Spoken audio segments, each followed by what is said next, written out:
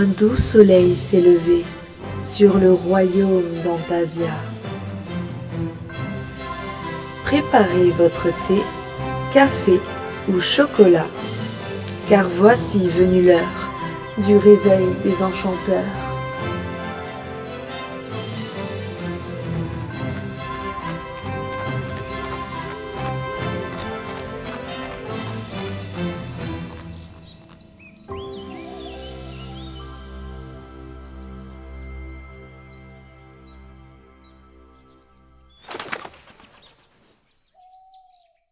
Mystère et magie, réveille l'enchanteur qui est en toi. Mystère et magie, réveille l'enchanteur qui est au fond de toi. Hello les enchanteurs, on est le dimanche 4 février, premier dimanche du mois de février.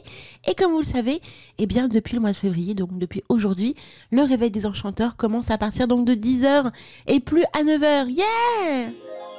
Et je vois en plus que ça vous fait plaisir également, puisque dès le début de l'émission, vous êtes déjà très nombreux sur le chat. Donc je vous fais plein de gros bisous. Je vais pas trop m'attarder parce que vous savez qu'à 10h30, on va avoir notre merveilleuse Yabi qui sera parmi nous pour sa merveilleuse chronique, le grimoire enchanté de Yabiyoum. Mais quand même, je vais vous faire un petit coucou. On a ce matin dans le chat, donc venez nous retrouver, nous rejoindre les amis, donc sur radioantasia.fr. Dans l'onglet chat, vous mettez votre petit pseudo magique et comme par enchantement, vous êtes connectés sur les chats de Radio Antasia. J'allais dire Witches Radio. Ça, c'est l'habitude. Vous savez, les petites phrases que l'on dit habituellement depuis des années, ça reste. Alors, ce matin, on a Althea qui est là. On lui fait plein de gros bisous. On a Mimi Mireille. On a Laura. Vous savez, la jolie voix là que vous venez d'entendre. C'est Laura. On a Isiliane. Hello, Isiliane. Coucou. On a Clandulacra qui est parmi nous. Plein de gros bisous. On a Althea également qui est parmi nous. On t'embrasse bien fort. On a Robert, coucou Robert, très bonne matinée à toi. On a Abyss également qui est là, merveilleux Abyss, plein de gros bisous. Et Amulus. Quelle matinée les amis, quelle matinée, ça promet du bouillon.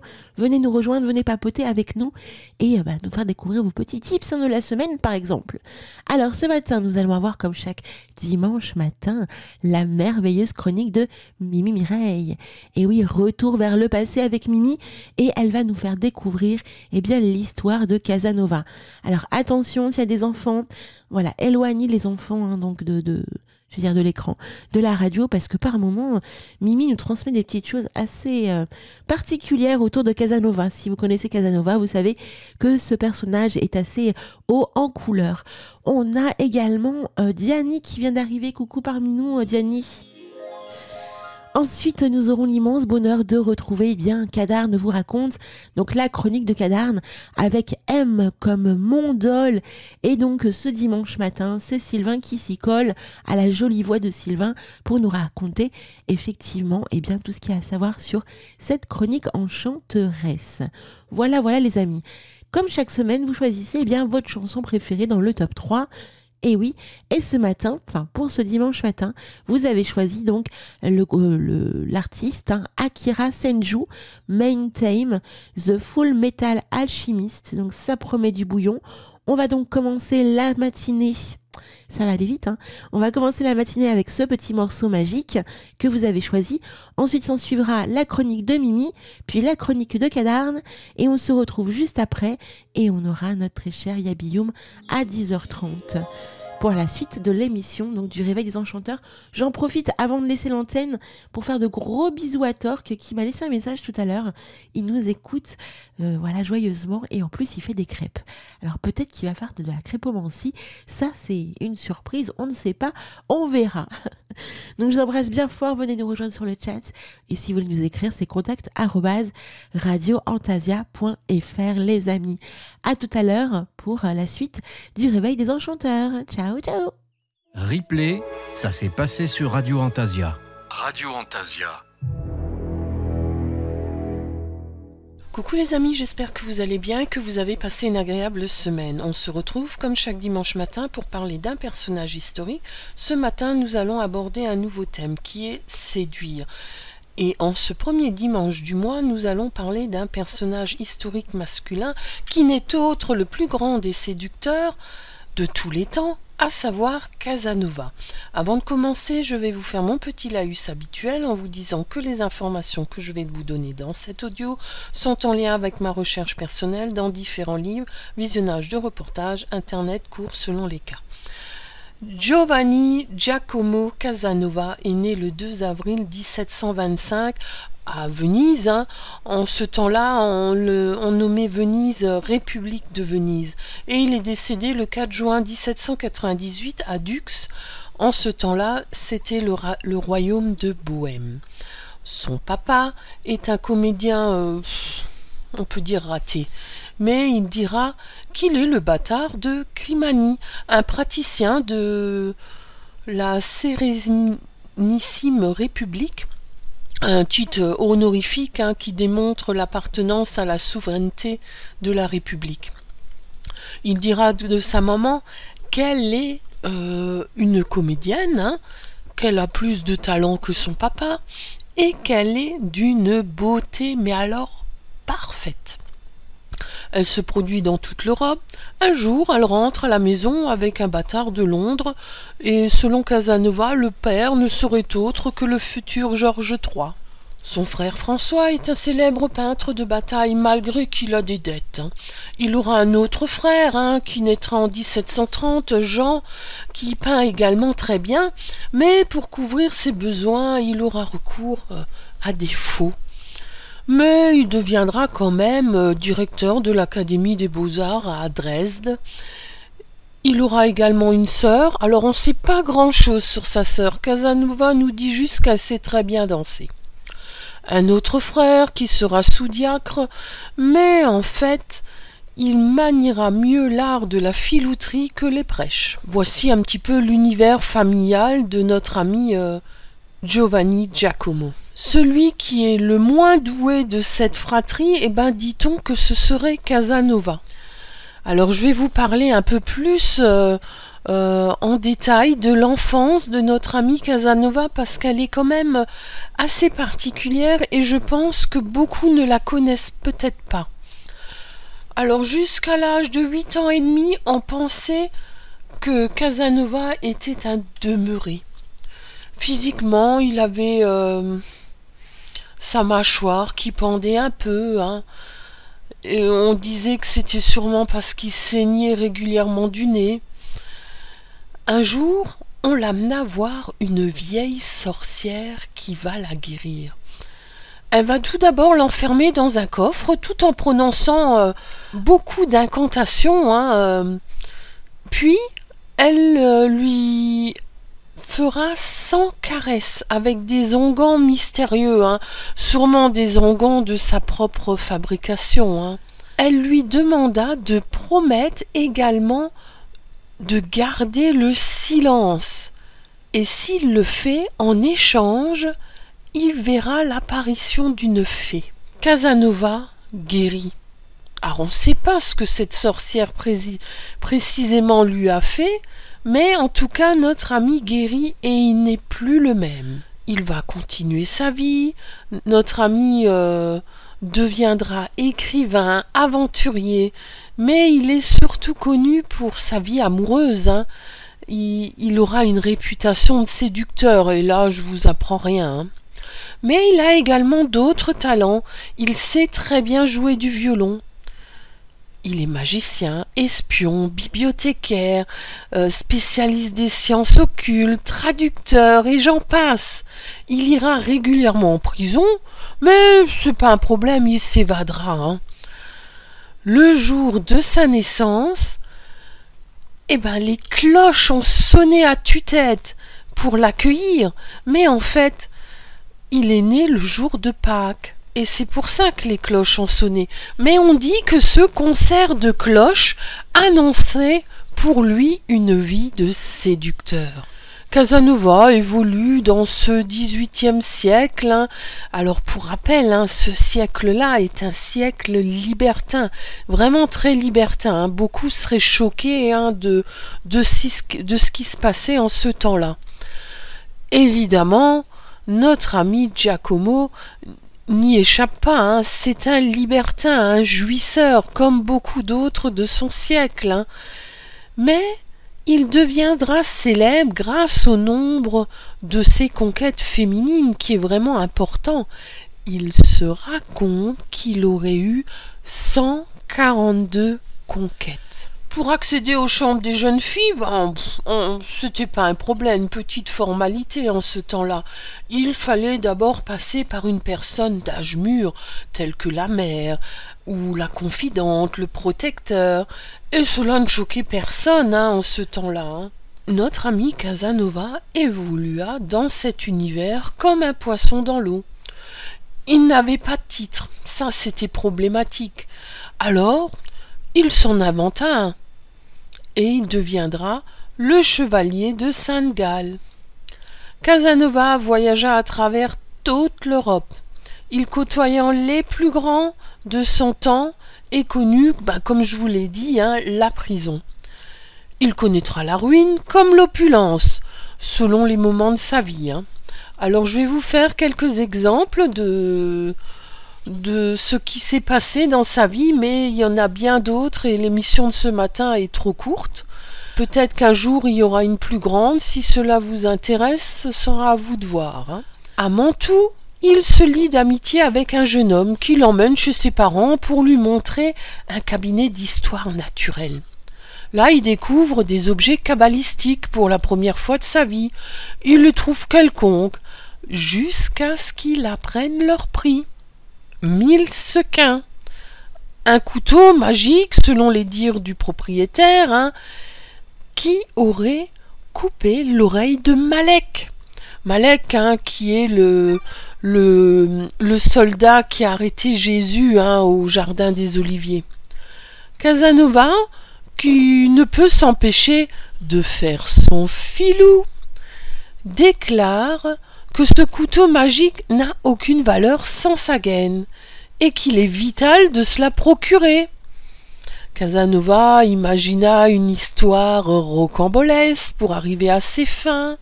Pendant une nuit, il va fabriquer cette fameuse gaine avec une vieille semelle.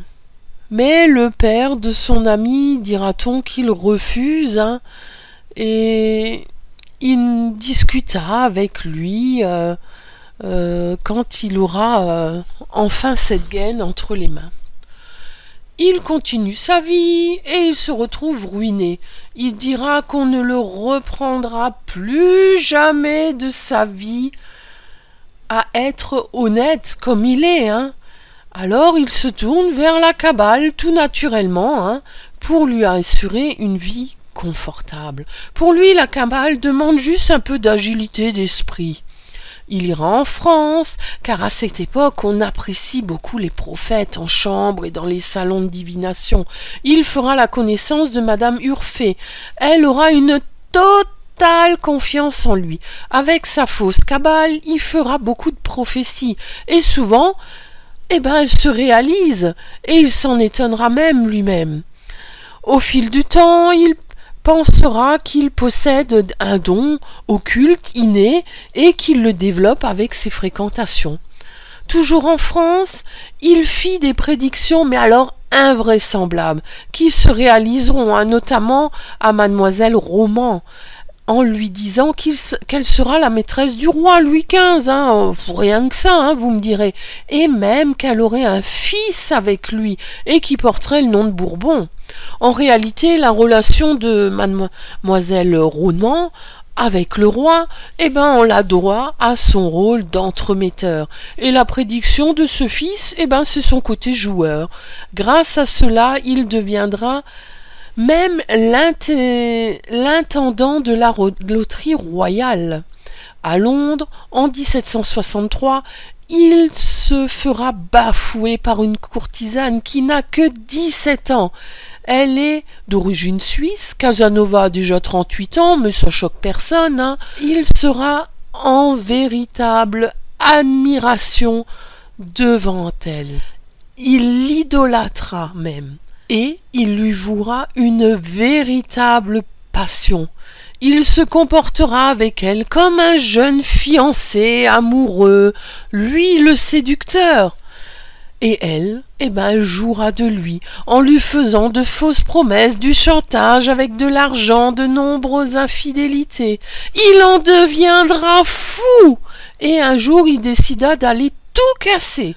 Elle fit un malaise, et sa mère dira que sa fille est mourante. Casanova est dépité, il pense même à se suicider, avant de l'apercevoir le soir même dans une robe qu'il lui a lui-même offerte dans un bal public.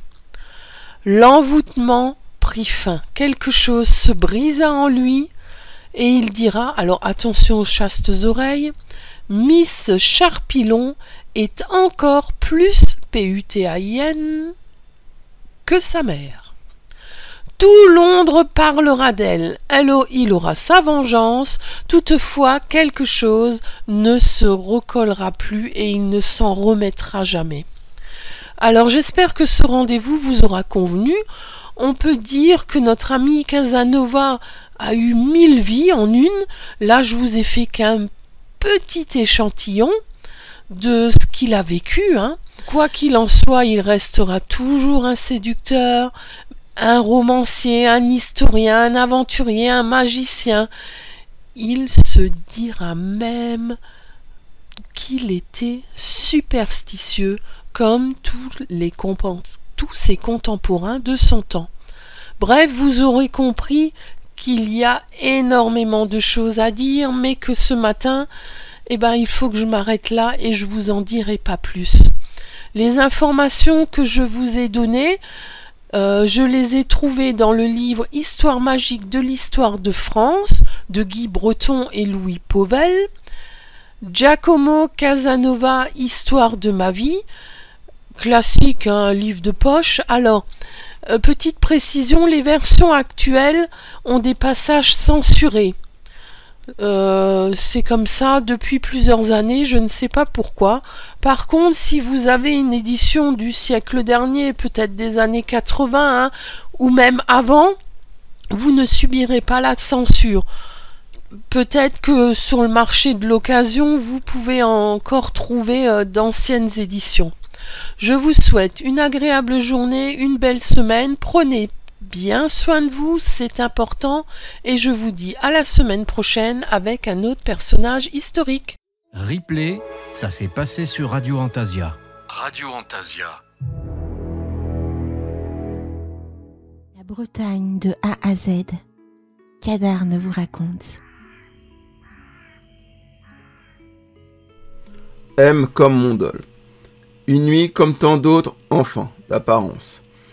Une nuit où la lune semble se cacher derrière d'épais nuages pour ne pas être le témoin gênante de ce qui se trame au sommet de ce que les Gaulois appelaient le Lectaren et dédié à Taranis. Depuis, Rome a chassé les dieux celtes et installé les siens. Mais depuis sa chute, toutes les divinités sont parties. Toutes sauf ce dieu perse ramené de lointaines campagnes romaines, ce protecteur du serment et si important pour ses guerriers présents sur le mont. Cette nuit, à l'abri des regards, Mishra y sont dus. À l'instant où les terres sera réchauffées par le sang de l'animal, que son regard se videra, à ce moment ce dieu sera satisfait. Présentation et légende féerique. Cet être, bien connu du département d'Ille-et-Vilaine, domine avec ses 65 mètres de hauteur la campagne environnante. Déjà habité au néolithique, le mont Dol fut connu sous le nom gaulois de Lectaren et dédié au culte de Taranis, bien avant que Rome ne le rebaptise mont Jovis en hommage à Jupiter, ce qui n'empêchera pas d'y installer également ses cultes à Mishra, puis à Cybèle, avec la construction d'un temple dont les traces sont encore visibles de nos jours.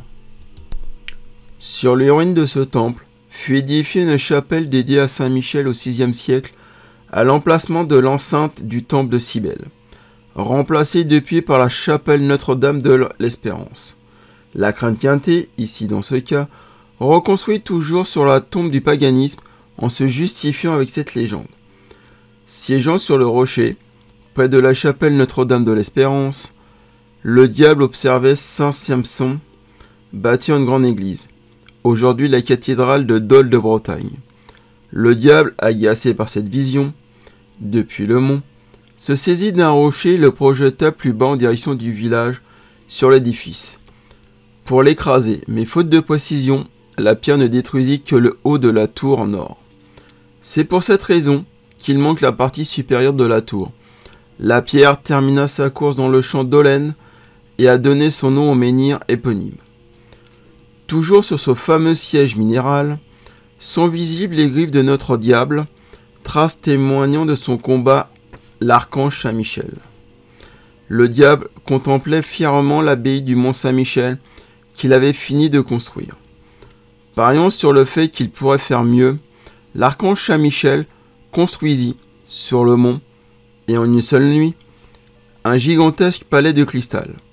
Le diable, vaincu et dépité, s'apprêterait à détruire son propre travail lorsque Saint-Michel lui proposa d'échanger leurs œuvres. L'archange Saint-Michel prit possession du mont, qui porte à présent son nom, tandis que le diable s'installait dans le château de l'archange. Mais les murailles qui semblaient de cristal étaient faites de glace que le soleil, en s'élevant, fit fondre. Se sentant floué, le diable entra en guerre contre l'archange qui le précipita du haut du mont, laissant la marque de ses griffes sur le rocher en essayant de s'y accrocher avant de tomber au pied du mont Dol. Le diable n'est pas le seul à avoir laissé son empreinte sur le mont Dol.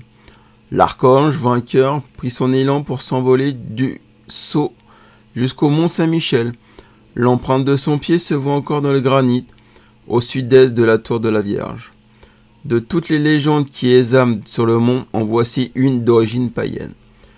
Une fée vivait au sommet du mont Dol et était très attachée à cette colline. Un jour, elle rencontra un jeune homme qui ne tarda pas à tomber amoureux d'elle. Malheureusement, leur idylle était impossible, car il y appartenait à deux mondes différents. Malgré cela, le jeune homme persista à croire en cet amour et c'est le cœur déchiré qu'il grimpa au sommet du mont Dol. Fou de chagrin, il se jeta du sommet de la colline. Touché par cet acte désespéré, la fée le transforma en rocher, qui devient le sommet du mont. Depuis ce jour, la silhouette du jeune homme est visible sur le mont. Mot de la fin. C'est en écoutant une des superbes chroniques de notre globe enchanteresse préférée, Coucou Vera, que je vous fais partie en quête de ce que j'oserais qualifier de Glastonbury, île breton, à vous de vous faire votre propre avis. Allez, sauvez les taureaux, et c'est toujours d'actualité. Olé, je dis ça, je dis rien. Et attention à ne pas fâcher le diable, Kenavo. Replay, ça s'est passé sur Radio Antasia. Radio Antasia. Mystère et magie réveillent l'enchanteur qui est en soi. Donc on reprend le live. Un énorme merci pour cette jolie chronique, que ce soit Mimi avec Casanova ou alors Cadarne et Sylvain avec M comme Mondol. Il est 10h30 et je suis en compagnie de Yabioum. Hello Yabioum. Salut, ça va? Oui, et toi? Vous m'entendez bien? Oui. Tout roule. Alors, j'ai transmis l'information aux enchanteurs tout à l'heure sur le chat sur le thème de ta chronique de ce matin et ça promet du bouillon. Hein. Ouais, bah c'est une chronique. Alors là, j'ai repris mon grimoire. Ça va être vraiment de l'impro aussi. Je vous avoue que j'aurai rien le temps de préparer. Donc, enfin, comme souvent d'ailleurs. Et c'est bien. C'est pas grave. Hein, c'est là. Et là, c'est une chronique aussi. Voilà, parce que je pense à tous ceux qui débutent aussi. Ouais. Et puis qui commencent dans la magie. Et voilà, je me dis c'est bien de reprendre un peu. Là, je vais parler de la magie du foyer parce que je trouve que le foyer, enfin notre maison, c'est quand même notre abri, c'est quand même là que c'est un lieu qui est hyper important. Hein. Il y a des gens qui n'en ont pas et moi je suis restée quelque temps sans maison, sans abri. Donc je peux vous dire que quand on en retrouve un, c'est extraordinaire. Hein. Donc voilà, je pense que c'est un lieu qui mérite d'être honoré, d'être rempli de magie justement. Et moi, je mets un point d'honneur. J'ai toujours mis un point d'honneur à rendre mon foyer totalement magique. Donc il y a peut-être des trucs qui vont vous paraître que vous savez déjà, hein, mais il y a des gens qui écoutent aussi puis qui savent pas. Donc je me dis voilà, un petit retour sur les choses. Ça peut être sympa sur la magie du foyer, pas comme je l'ai abordé dans les émissions avec Michael. Dans la radio du Lotus, d'une autre manière là, hein, avec un peu plus de pratique, on va dire. D'accord, c'est une sorte de continuité de l'émission avec Michael. Un peu plus on va dire, on va détailler. Oui, d'accord. Voilà, alors que Michael, c'est vraiment le général. Là, on va détailler. Je vais rentrer plus dans les détails avec des charmes, des petits sortilèges, des machins. Alors, ça prendra peut-être 2-3 émissions. Je sais pas, on verra. Suivant la pro, parce que je trouve que c'est super important. Voilà, on va parler vraiment des pièces, du feng shui, de tout ça, du feng shui magique, des fleurs, des plantes. Donc, vous allez voir. Je vais essayer. C'est mon grimoire, en fait. C'est ce que j'ai écrit dans mon grimoire personnel, que j'avais commencé il y a une vingtaine d'années, voire peut-être plus. Donc c'est des expériences personnelles en plus, donc ça marche, ce que j'ai testé. Voilà, et je veux juste faire un petit aparté sur la chronique de Cadarne, que je remercie pour cette chronique que j'ai entendue avant la mienne, et vous dire que si vous voulez en savoir vraiment davantage donc sur cette merveilleuse légende et sur celle du Mont-Saint-Michel aussi, je vous invite à écouter la vidéo sur YouTube d'Elisabeth de Caligny, qui est une femme extraordinaire, une conteuse extraordinaire qui fait des recherches incroyables avant de faire c'est des émissions qui durent 2h30 à chaque fois, hein, c'est un truc de fou. Mais c'est si vous voulez vraiment connaître cette légende, enfin cette histoire du Mont-Saint-Michel depuis l'époque des Celtes, c'est vraiment extraordinaire. Elle a fait des recherches incroyables. Et puis celle aussi qu'elle a fait sur l'archange Michael, qui est exceptionnelle aussi. Voilà, c'était juste une petite aparté pour compléter la chronique de Cadarne pour ceux que ça intéresse. Et merci encore à lui, ça m'a rappelé plein de souvenirs, cette légende que j'ai entendue quand j'étais toute jeune, voilà. Alors c'est merveilleux, ma très chère Guillaume, parce que tu connais Elisabeth, c'est génial, parce que Roxane aussi. Oh bah oui, attends, c'est une référence en termes de... Oui, je la suis aussi, j'adore ce qu'elle propose effectivement. Et, oui, parce que c'est des recherches, en plus, c'est pas, je veux dire, voilà, elle va chercher dans des trucs... Ah oui, c'est extraordinaire, puis j'aime beaucoup... J'aime énormément. Je l'ai découverte avec l'histoire de Maître Philippe de Lyon, qui est un homme qui me fascine, voilà, et c'est grâce à cette histoire que j'ai découvert Elisabeth il y a quelques années, et je l'ai pas lâchée depuis, parce qu'elle elle est géniale, quoi. Elle fait des choses géniales, puis elle est neutre, elle prend pas de parti, elle prend pas. J'aime bien, quoi. Elle est très respectueuse de tout. Elle ne juge rien ni personne, et ça j'aime. Les gens qui ne jugent pas et qui sont des gens qui sont dans la vérité. Donc une personne à suivre. Totalement. Voilà. Donc si vous ne connaissez pas Elisabeth de Caligny, donc elle a une chaîne YouTube. Extraordinaire. Ouais, franchement, allez voir, ça dépote. Hein. Ah ouais, elle a fait des trucs de fou, quoi. De fou. Elle est extraordinaire. J'ai appris plein de choses. Enfin, vraiment, grâce à elle, qui sont impressionnantes, quoi. Enfin, voilà. Bon, bah, je vais y aller, peut-être. Hein. Et oui. Faut quand même, hein, il faut, hein, voilà. J'avais mal à la tête tout à l'heure. Hein. Je me suis dit, oh là, ça va être... Puis bon, voilà, j'ai invoqué la petite flamme de résurrection et tout a disparu. Donc, je suis maintenant prête à vous parler de la maison et de sa magie. Voilà. Alors, déjà, bonjour à tous, hein, parce que j'ai un peu zappé le bonjour. Je suis désolée. Je suis partie sur Cadarne, que j'aime beaucoup, que je salue au passage. Bah écoute, il y a du monde qui écoute ce matin, on a du monde aussi sur le chat et tout le monde te fait de gros bisous. Ouais, je vous embrasse tous. J'ai pas mis le chat parce que j'avais mal à la tête tout à l'heure, donc je voulais pas trop je voulais écouter mais pas lire. J'avais du mal à mettre mes lunettes, j'ai toujours du mal avec mes lunettes là d'ailleurs, je vais pas pouvoir les mettre. Donc j'espère que je vais pas trop bégayer, ça va être du live comme d'habitude avec ma super dyslexie. Voilà, j'ai juste mes petits mots-clés. On va y aller, voilà. Alors on va parler, donc comme je disais, du cœur magique de la maison pour commencer. On va commencer par le début. On ne peut pas parler de magie du foyer sans trouver le cœur de la maison. Ça, c'est très important en magie. On va trouver le cœur de la maison. Alors le cœur de la maison, il est différent pour beaucoup de gens. Hein. Il est unique pour chacun de nous. Ça peut être la cuisine, ça peut être le perron qui est à l'arrière de la maison, ça peut être la chambre, ça peut être le salon. Voilà. Et ça va être très important puisque c'est là qu'on va commencer notre premier rituel pour consacrer la maison, pour la bénir. ça se fait toujours à l'endroit que vous pensez être le cœur de la maison. C'est la pièce qui, en fait, va être le plus importante pour vous. Hein, l'endroit le plus important pour vous. Il n'y a pas de désignation spéciale. Moi, pendant longtemps, ça a été la chambre parce que je n'avais pas de chambre. La première fois que j'ai eu une chambre à moi, j'avais une vingtaine d'années. J'avais pas de chambre à moi. Donc, quand j'en ai eu une, ça a été pour moi une chose incroyable d'avoir ma première chambre à coucher à moi toute seule. Donc, voilà. Après, c'est devenu d'autres pièces. Là, en l'occurrence, c'est ma pièce de vie, donc où je travaille aussi d'ailleurs, qui m'a mon salon, salle à manger. Vous choisissez la pièce que vous préférez, voyez. Moi, j'ai cité mes expériences à moi, mais c'est pareil, la salle de bain est une pièce très importante pour moi. Mais bon, moi, j'avais choisi la chambre, voilà. J'aurais pu choisir la salle de bain, effectivement. Donc, en fait, on va commencer par, avant de s'attaquer à ce rituel, comme on va voir, qui est une bénédiction naturelle, donc pour le cœur de la maison.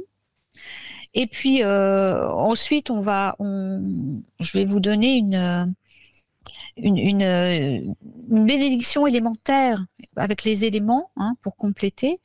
Mais bon, avant de faire tout ça, on va procéder au nettoyage, hein, comme on le fait rituellement. Je veux dire, on nettoie la maison du haut vers le bas. Alors, si c'est un appartement où c'est de plein pied, voilà, vous faites du bout jusqu'à. En général, on fait du fond, on ramène vers la porte. Mais bon.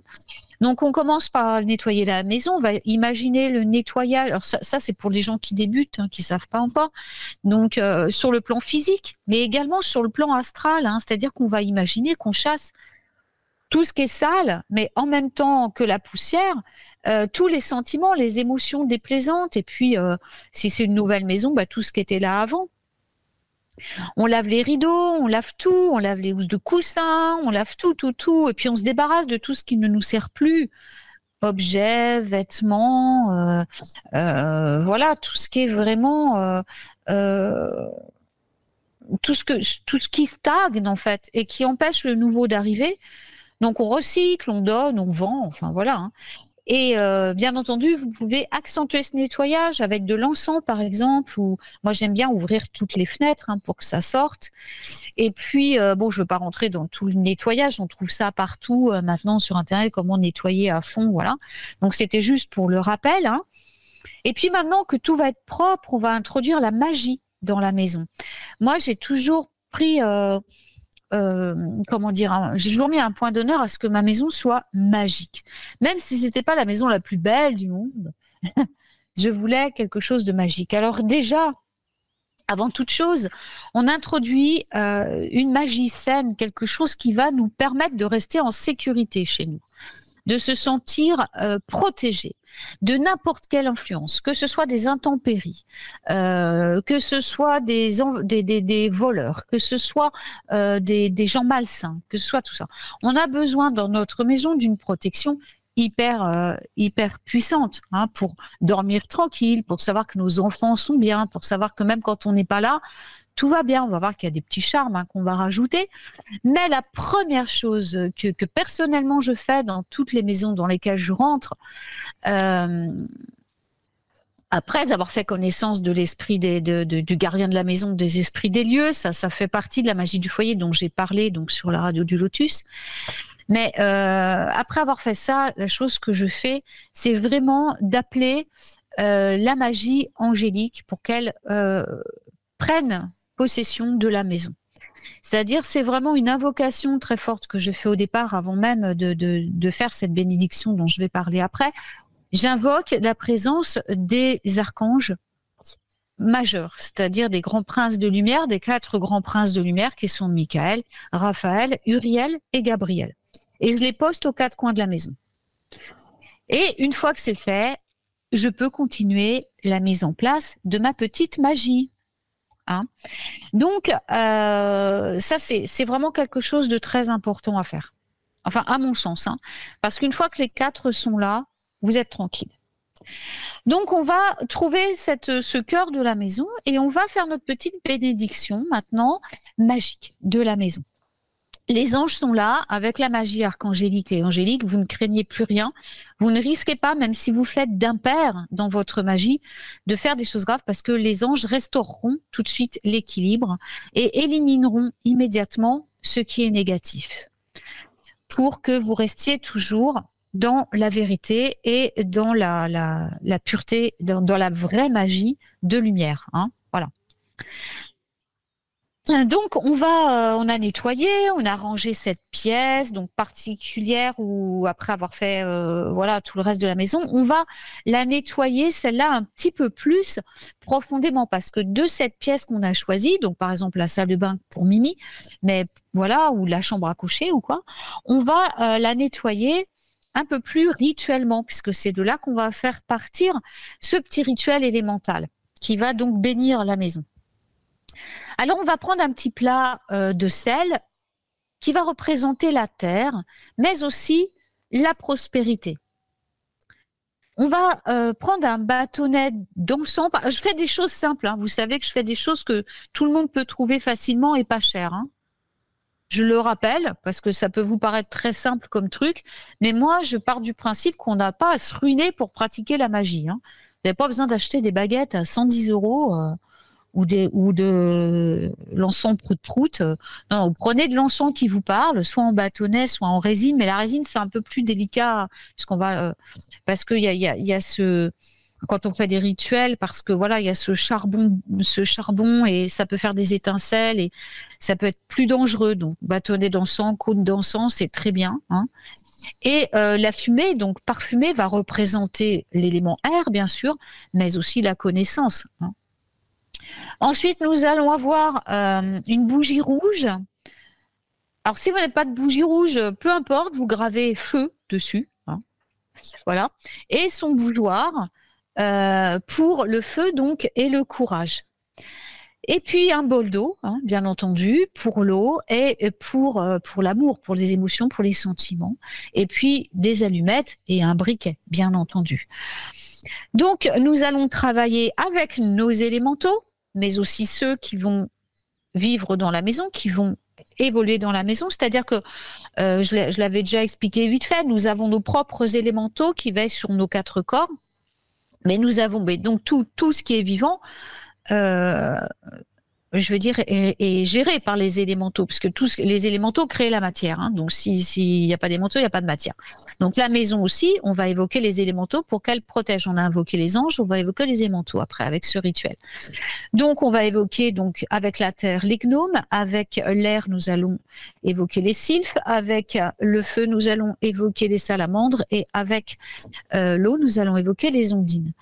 Donc, une fois qu'on a réuni tout ce petit, voilà, on a nettoyé, on a rangé là où les pièces à bénir, on va allumer la bougie et puis l'encens. Alors, pas de cérémonie particulière, on allume, voilà. Hein. Ensuite, on va placer cette bougie au centre de la pièce. S'il n'y a pas de meuble, vous posez par terre. Hein. Ensuite, on va commencer la bénédiction à l'est de la maison. Ou de la pièce, donc plutôt de la pièce, excusez-moi, et on va tourner dans le sens des aiguilles d'une montre, dans le sens d'Éosile. Alors, on va commencer par saupoudrer un peu de sel. On prend le sel et la terre, donc, dans chaque coin de la pièce, on met un petit peu de sel. Ensuite, on va porter l'encens de la même manière, en commençant par l'est, tout autour, hein, en faisant des petites vagues de fumée avec le bâtonnet, voyez. Puis, on va pulvériser du bout des doigts un peu d'eau, donc là, c'est tout autour de la pièce. L'eau, ce n'est pas qu'aux 4 coins, c'est tout autour. Et ensuite, on va se rasseoir devant la bougie et on va visualiser la bénédiction de chacun des 4 éléments. Nous allons donc invoquer avec la terre le don de prospérité, des profondeurs de la terre. La connaissance, la pureté de nos pensées va être ressentie à travers la fragrance qui évolue dans l'air. Le courage, la force, la volonté, la créativité va nous être transmise par la brillante flamme de la bougie. Et puis tout ce qui est amour, purification, voilà, va être embrassé par l'élément eau. Donc, on va visualiser les dons élémentaux. On peut invoquer nos élémentaux aussi. Et tout va être distribué en égale quantité à tous les occupants de la maison également, y compris aux esprits élémentaux qui vivent dans la maison, aux petites, comme je l'ai dit, comment j'appelle ça, j'ai un trou de mémoire, les élémentaux, flûte, les esprits familiers, excusez-moi, qui sont dans la maison. Voilà. Je devrais prendre des notes parce que je bégaye un peu beaucoup, mais je suis désolée. Donc, quand vous êtes prêt, quand vous avez donc visualisé tout ça, eh bien, il faut vous centrer, bien sûr, et vous pouvez répéter, dire à haute voix une bénédiction qui pourrait être un peu comme celle-ci. Alors, je vous donne un exemple, mais après, vous faites votre bénédiction à vous, c'est bien. Hein. Donc, j'en appelle ou j'invoque les 4 éléments. Libérez votre pouvoir dès à présent. Bénissez cette maison en cette heure magique. Aucune négativité ne pourra entrer. Aucun esprit errant ne peut entrer. Comme je consacre cette maison, je protège son cœur, tous ses habitants, ses murs et son environnement. Enfin voilà, vous pouvez, c'est un exemple, mais vous pouvez, voyez, à partir de là, trouver des mots, vous écrivez votre bénédiction avant, puis vous la récitez à haute voix. Pourquoi à haute voix? Parce que la parole est créatrice, tout est créé par le verbe. Donc, essayez de trouver des mots justes, puisque tout ce que vous dites, même dans la vie, tout ce que vous dites même dans la vie de tous les jours, c'est pour ça qu'il faut faire gaffe à ce qu'on dit, tout est précipité dans la matière par les élémentaux. Voilà. Donc, quand vous avez terminé de réciter ce petit charme, vous allez dessiner un cercle dans l'air au-dessus de la flamme de la bougie avec votre doigt. C'est-à-dire, vous allez créer une spirale. Cette spirale, vous allez aller de plus en plus vite et de plus en plus haut jusqu'à ce que vous ayez projeté donc l'énergie hors et dans la pièce au départ et hors de la pièce. Et puis après, vous terminez en disant, voilà, cette maison est maintenant bénie par ma volonté, par mon désir, par les 4 éléments. Enfin bon, voilà, parce que vous écrivez votre petite formule de fin. Ensuite, vous pouvez laisser l'encens et la bougie se consumer, et puis vous rangez correctement tous vos outils, et prenez le temps de méditer pour voir si la maison se sent mieux. Et vous allez remarquer très certainement un changement de comportement aussi de la part des personnes qui vont venir vous visiter du coup, parce que ça va changer beaucoup de choses de faire ce genre de rituel archangélique et élémentaire. C'est bon? Je peux passer à... Ah oui, tout à fait. Oui? Oui. Alors ensuite, on va s'occuper de la porte d'entrée. Parce que l'entrée, j'en ai parlé aussi, dans la magie du foyer, est la bouche de la maison. C'est très, très, très important. C'est un des endroits les plus importants de la maison parce que par cette entrée, vous allez accueillir tout ce qu'il y a de beau et de bon pour vous et pour votre foyer. Donc, il faut le tenir toujours très propre. Ça, j'en ai parlé, donc je ne reviendrai pas là-dessus. Très propre, joli, vous pouvez mettre des plantes, vous pouvez mettre tout ça. Et nous allons le rendre encore plus magique, cette porte. Je parlais, ce qui est important aussi, c'est la couleur. J'en ai parlé dans cette émission, donc la couleur de la porte d'entrée, qui est extrêmement important et qu'il faut choisir avec soin parce qu'elle détermine également ce qui rentre chez vous. Alors si, comme moi, c'est une énorme porte vitrée, c'est-à-dire moi, j'ai pas de porte pleine, j'ai une porte coulissante en verre, il y a beaucoup de lumière chez moi, donc c'est beaucoup de vitres, beaucoup de choses comme ça. Et donc même ma porte d'entrée est une porte en vitrée en fait. J'ai pas de porte pleine en bois, c'est une grosse avec du gros verre épais. Mais du coup j'ai mis des rideaux derrière qui, quand je les ferme, apportent la couleur choisie donc pour les bénédictions de la maison. Mais vous pouvez rajouter à tout cela une parure magique, un signal d'alarme magique, plus exactement. C'est-à-dire que si quelqu'un de non désiré ou une personne négative essaye d'entrer, cette décoration, ce parement que vous allez mettre sur votre porte d'entrée, va vous envoyer un petit tweet. Ça, c'est vraiment marrant parce que c'est vraiment efficace. Alors, on va utiliser quoi pour faire cette protection? Vous prenez ce qui vous parle. Moi, j'avais fait une couronne. Dans mon autre maison, j'avais fait quand j'ai déménagé. Là, j'avais récupéré des fleurs, des plantes séchées. J'avais fait une espèce d'arcade magique au-dessus. C'était très joli d'ailleurs, hein. Et avec des petits eucalyptus. Puis j'avais mis du gypsophile, des choses comme ça, voilà. Alors vous pouvez bien sûr choisir les fleurs et les plantes en fonction de leur vertu magique, hein, pour en faire des guirlandes, de l'amarante par exemple, pour la protection, du gypsophile, donc, hein, comme j'avais fait pour un cœur pur pour le bonheur, de la grande camomille pour la protection, la santé, la monnaie du pape. C'est extraordinaire ça repousse les entités négatives, ça attire l'argent. La lavande, hein, qui dissipe la malchance, qui protège, qui sent très bon, qui attire l'harmonie. Les delphiniums, les lotus, les roses, hein, pour la fleur la plus élevée en vibration. Le chardon pour la protection, les tournesols pour la loyauté, le succès, la réussite. De la carotte sauvage qu'on trouve partout, hein, pour avoir une maison en sécurité et pour toujours revenir chez soi en sécurité également. Du blé, ce qu'on faisait autrefois avec le blé, fertilité, prospérité. De l'achillée millefeuille qu'on trouve partout aussi. Hein, c'est une herbe tout usage, celle-là. Vous la programmer, elle fera tout. Et c'est l'herbe des femmes en plus. Hein. Enfin bref, c'est une courte liste, mais voilà, il y a des tas de... Hein. N'hésitez pas à y ajouter de beaux rubans, donc des couleurs coordonnées à votre décoration intérieure, et puis à la magie que vous voulez apporter, donc à votre porte d'entrée. Et puis quand vous avez terminé, vous allez l'enchanter, cette arcade, et puis la mettre en place pour créer cette parure magique. Alors, vous pouvez encore une fois écrire un charme que vous allez réciter en accrochant cette parure au-dessus de la porte d'entrée. Hein, toujours le verbe, donc à voix haute. Hein. Voilà, donc vous pouvez dire, hein, que vous pouvez demander, donc là vous vous adressez aux herbes, aux fleurs, bien sûr, que vous avez mis en œuvre. Donc vous pouvez, en fabriquant votre parure, bien entendu, mettre déjà l'intention, hein, en même temps que vous la fabriquez.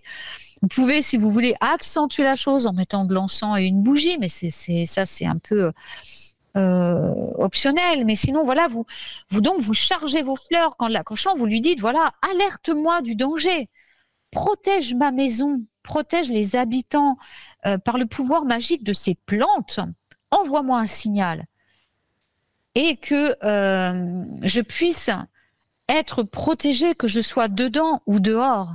Voyez-vous, vous créez un charme, voilà, que vous avez récité à votre qui ressemble un peu à ça. Il n'y a pas besoin que ce soit des rimes, hein, forcément. Il faut que ça vienne du cœur. Hein. L'important, c'est de le dire à voix haute, parce que le verbe, comme je le dis et je le répète, la parole est la création. Tout ce que vous allez dire dans cette formule va se matérialiser grâce à vos élémentaux et aux élémentaux qui vont, des élémentaux de la nature, enfin voilà, ils vont créer ce que vous allez dire. Donc, choisissez avec soin vos mots, dites-les à voix haute. Et pour que ce soit plus efficace, vous pouvez même le réciter 3 fois de suite, toujours à voix haute. Hein, parce que le 3, c'est le chiffre créateur également. Ensuite, vous fixez votre décoration. Donc ça, voilà, vous êtes en train de la fixer, donc au-dessus de la porte. Et puis, vous terminez toujours, hein, voilà, par qu'il en soit ainsi, la formule. Hein, surtout, il ne faut jamais oublier ça, la formule qu'il en soit ainsi, ou il en est ainsi, voilà, ou que cela soit, qui est la formule de déclenchement magique. Hein, voilà. Donc on peut aussi saupoudrer des plantes magiques, hein, sur le rebord des fenêtres après avoir enchanté. Alors le sel, vous évitez, hein, parce que le sel, je le répète, il enlève tout, hein, c'est-à-dire que même les choses bien risquent de ne pas rentrer chez vous. Donc pas de sel, mais des plantes qui vont soit, pareil, si vous voulez de la protection, ça peut être de la sauge, de l'amour, vous pouvez mettre du romarin. Le romarin va remplacer toutes les plantes, donc si vous n'en avez pas, vous mettez du romarin, vous lui donnez l'intention, puis voilà. Voilà, il y a plein de la lavande pour la paix, de la purification. Hein. Enfin bon, faites vos petites recherches, hein, sur les vertus des plantes, et puis voilà, vous pouvez mettre des pierres trouées, hein, les hackstones, sur le bord des fenêtres, sur le perron, le seuil de la porte. Moi, j'en ai plein dans un joli panier. Même, j'habite à côté de la mer, hein, donc c'est assez facile d'en trouver. Mais voilà, c'est vraiment une magie. Ces pierres ont une magie qui se combine vraiment merveilleusement bien avec celle des plantes. Voilà, dans mon ancienne maison où j'avais de la vigne vierge tout autour, j'avais accroché des pierres percées à la vigne. Alors, ça faisait vraiment, ça faisait très witchy. Les voisins regardaient toujours ça quand la vigne perdait ses feuilles d'un air suspicieux. Mais je peux vous dire que c'est super efficace. Voilà. Donc, comment dire? Vous pouvez aussi accrocher un fer à cheval, si vous en trouvez. Moi, j'en avais trouvé un. J'avais demandé, alors ça, c'était marrant aussi. Donc, j'en avais, pendant très longtemps, j'ai pas eu de fer à cheval. Puis bon, je suis d'origine irlandaise, hein, pour ceux qui savent pas, et c'est très important en Irlande d'avoir ce fer à cheval. Donc, j'avais demandé à en trouver un, voilà, parce que, alors, en plus, ce qui est bête, c'est que j'ai des tas de copains qui sont forgerons.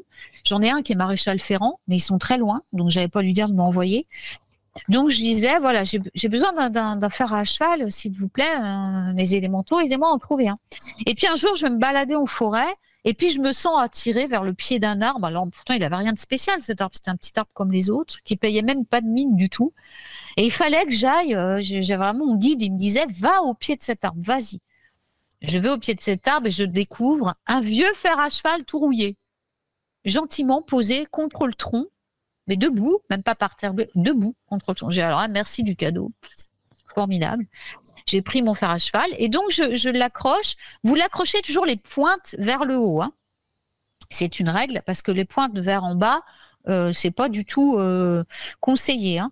Donc le fer à cheval, donc c'est une protection extrêmement efficace. Donc on le met généralement près de la porte, donc au-dessus, hein, ou à côté, hein, s'il n'y a pas l'ouverture toujours vers le haut, pour que la chance ne tourne pas. Hein, ça, c'est vraiment essentiel.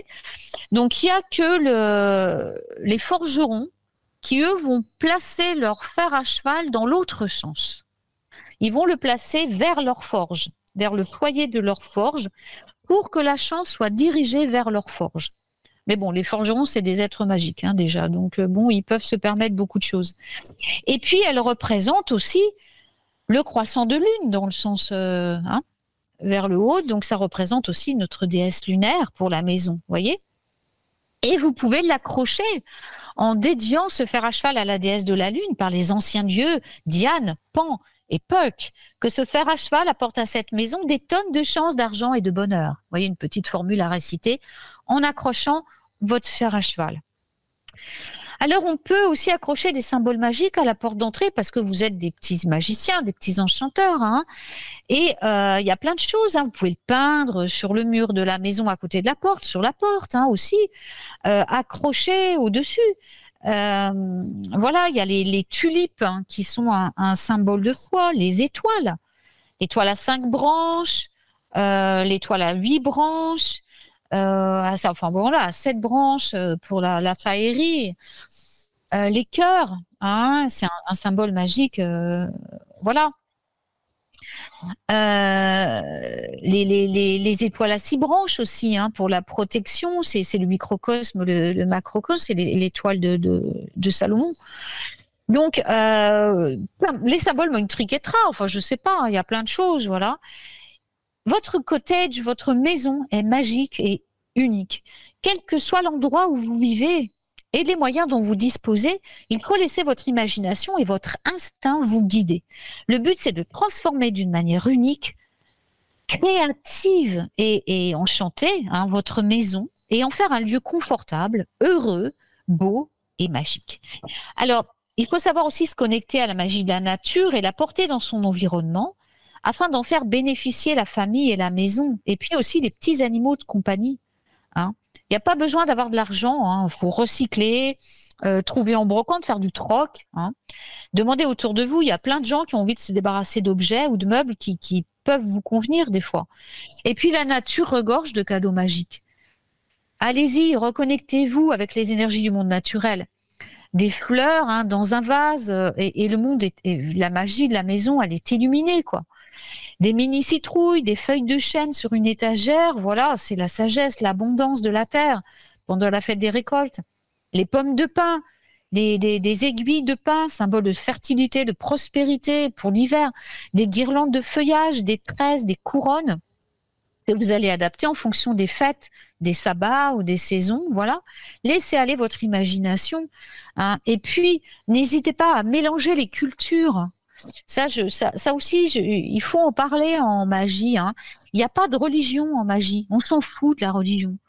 Vous pouvez être chrétien et avoir envie de mettre une croix dans votre maison sans avoir dire ah ben non mais je suis sorcière, ça se fait pas, c'est pas compatible parce qu'il faut être païen. Non. Il n'y a pas cette notion-là au dehors du monde humain. Hein. Là, vous travaillez avec des énergies qui sont au-delà de l'humanité, qui sont extrêmement puissantes. Les archanges, ils s'en foutent de la religion. Que vous soyez catholique, musulman, ils s'en foutent. Ils vous protégeront tout pareil. Les fleurs, c'est pareil. Hein.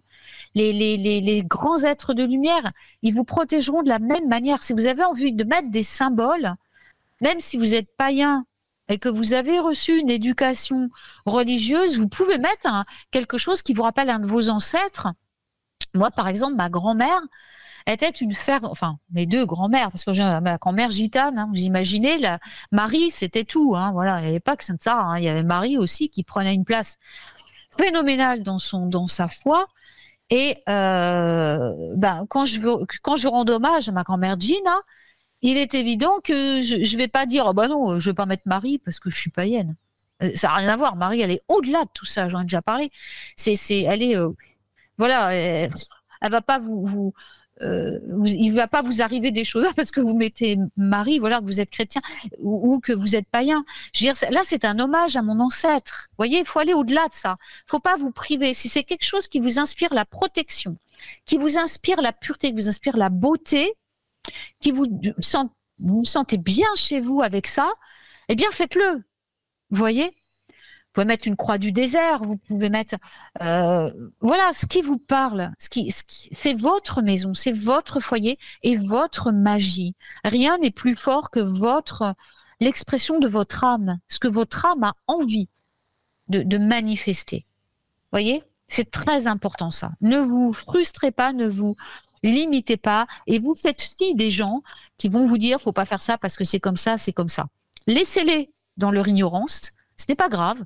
Faites ce que votre cœur dit et ne vous limitez pas parce que vous êtes un être divin et que vous êtes illimité.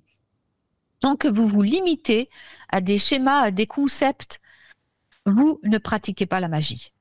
Vous restez dans les basses fréquences humaines, c'est-à-dire vous ne ferez rien, vous ne manifesterez rien qui ne soit bon pour votre vie. Enlevez ces limites et faites ce que votre âme vous dit de faire, quel que soit ce que les autres vous disent autour. Tant que vous écoutez votre âme en magie, tout ira toujours bien. Et puis, on va apporter le plein air à l'intérieur aussi. L'air, imaginez, quand vous êtes dehors, quand je dis le plein air, je ne m'exprime pas très bien, comment je pourrais dire. C'est la nature, c'est le plein air, c'est... tout ce que vous pouvez trouver qui provient de la nature, comme je l'ai dit, hein. Tous les éléments, vous pouvez les ramener de la nature chez vous, à l'intérieur. Chaleur, beauté, simplicité de la nature, c'est tellement, tellement important. Avec des plantes, dans des pots, vous pouvez peindre avec des symboles magiques aussi. Vous introduisez les 4 éléments, hein, sécher des herbes fraîches, la lavande, du romarin, de la sauge. Suspendez-les pour apporter leur arôme qui va invoquer l'élément air. Vous pouvez mettre une mini-fontaine pour l'élément eau ou en construire une. Des pierres, des cailloux que vous ramassez en forêt pour l'élément terre. Des chandelles pour le feu, et vous avez réuni les 4 éléments. Hein. Vous pouvez faire un petit thème jardin. Il y a même des jardins maintenant que vous pouvez accrocher au mur, des mini-jardins végétaux, des mini-murs végétaux. C'est super joli. Vous pouvez en mettre sur le portillon en bois du jardin. Vous pouvez faire des jardins sur des palettes. Vous pouvez faire plein de choses, même si vous n'avez pas beaucoup de place. Et même à l'intérieur, hein, vous pouvez faire des étagères avec des plantes, des choses comme ça. Récupérer des vieux chaudrons Et puis les remplir de fleurs, hein, vous voyez, faire des pots. La magie du chaudron avec la magie des plantes, c'est génial. Moi, j'avais récupéré des chaudrons que j'ai transformés aussi. Alors, pour transformer, vous pouvez transformer l'énergie de n'importe quel objet. Sachez-le aussi, par la force de votre magie, par la puissance de votre énergie, hein, et avec toujours vos élémentaux. J'insiste sur les élémentaux parce que ce sont eux, je le répète, qui précipitent vos pensées, vos paroles, surtout dans la matière, qui précipitent tout ce que vous imaginez, soit il le manifeste. Dès que vous pensez à quelque chose, dès que vous dites quelque chose, vos élémentaux se disent « Ah, bah c'est bien, il a dit ça, il le veut. Il a pensé ça, il le veut. Allez, on se met au travail et on lui donne. » Et s'il ne vous donne pas à vous, ils vont le manifester quelque part dans le monde. Mais là, vous avez par exemple, vous avez trouvé un objet, voilà, un vieux pot. Vous pouvez même trouver un vieux pot que vous trouvez dans un endroit, on va dire, qui n'est pas très élevé en fréquence vibratoire, et vous voulez l'utiliser chez vous, donc le transformer par magie pour que il vous apporte, je ne sais pas, qu'est-ce qu'on pourrait dire, la chance, la santé, voilà, l'amour, tout ça, enfin plein de bénédictions. Et donc, vous trouvez cet objet, vous ne savez pas trop d'où il vient, vous l'avez trouvé dans un endroit, bah vous pouvez le laissez pas de côté pour autant, c'est peut-être un cadeau qu'on vous offre, hein, vous passez devant, il vous attire, vous le ramenez, et on va procéder à une transformation énergétique, chose que vous pouvez faire, donc soit avec une boule d'énergie, mais ça, bon, c'est un peu compliqué quand on débute, donc on va simplement faire passer de l'énergie de lumière à travers nos corps, grâce à nos élémentaux, et grâce à notre guide, hein, on va placer nos mains sur l'objet ou au-dessus de l'objet. On va visualiser et invoquer les 4 éléments. Donc nos élémentaux, la terre, l'air, le feu et l'eau. Et on va tourner encore une fois avec notre main en spirale autour de l'objet en voyant nos élémentaux qui tournent autour aussi à toute vitesse, de plus en plus vite. Et ils vont transmuter les atomes. Ils vont transmuter tous les atomes, tous les électrons de cet objet, ils vont les transmuter et leur apporter la lumière. Ils vont les transformer en énergie de pureté et de positive, vous voyez. Donc, et vous pouvez réciter une formule. Oubliez, poussiéreux, je vous redonne maintenant votre lumière, vous devenez flambant neuf, vous êtes transformé de banal en magnifique parce que j'ai besoin de vous, par le pouvoir de la terre, de l'air, du feu et de l'eau que j'évoque pour vous. Apportez-moi la chance, la santé, le rire, l'amour, la joie, enfin voilà ce que vous voulez. Hein. Et surtout, pensez toujours à la formule pour le bien de tous, pour le plus grand bien de tous, qu'il en soit ainsi. N'oubliez pas cette formule. Hein. Donc, je vais aussi juste faire un petit tour de Feng Shui, parce que c'est quelque chose qui est hyper important, le Feng Shui, quand même. Alors, je dis pas, c'est pas grave hein, si votre maison elle répond pas exactement aux règles du Feng Shui, elle n'est pas non plus vous dire oh là là, il va m'arriver ça parce que voilà mon entrée elle n'est pas suivie, elle n'est pas mise au bon endroit ou voilà. Mais c'est plutôt de le connaître et puis de savoir comment justement on peut répartir, compenser les choses, vous voyez. Donc Feng Shui, ça veut dire eau et vent, en fait. Hein. Donc, c'est une science qui est quand même vieille de 5000 ans. Hein. Donc, je ne sais pas si vous voyez, c'est quand même quelque chose qui a fait ses preuves depuis 5000 ans et par lequel on peut créer un espace de vie heureux, prospère, sain et recevoir grâce à ça le meilleur qui soit. Donc, ça influence également, pas que la maison, mais notre vie. Hein, et pour être mené vers le succès, c'est basé sur l'équilibre surtout du masculin, du féminin, des éléments, des 8 directions et sur le fait que on fait circuler le ki positif. Alors il y a 5 éléments en Feng Shui qui sont différents enfin différents, oui et non, il y en a qui sont communs, mais on va voir, il y a des différences quand même. Alors déjà on a le bois. Le bois qui est de forme rectangulaire, qui est fin et vertical, et dont la saison est le printemps. Et la couleur va être le vert. Alors, les matières à incorporer pour le bois, ça va être le bois, hein, le bambou, le papier, l'osier. Il va correspondre à l'élément Est. Et ces associations, ça va être bon vivant, plein de vie, l'expansion, le mouvement, voyez. Ensuite, on a le feu. Alors, c'est plutôt des formes pointues, triangulaires, pyramidales ou du zigzag, tout ce qui est un peu pointu. Les trucs, les formes étoilées, les formes étoilées. La saison, c'est l'été, la couleur, le rouge.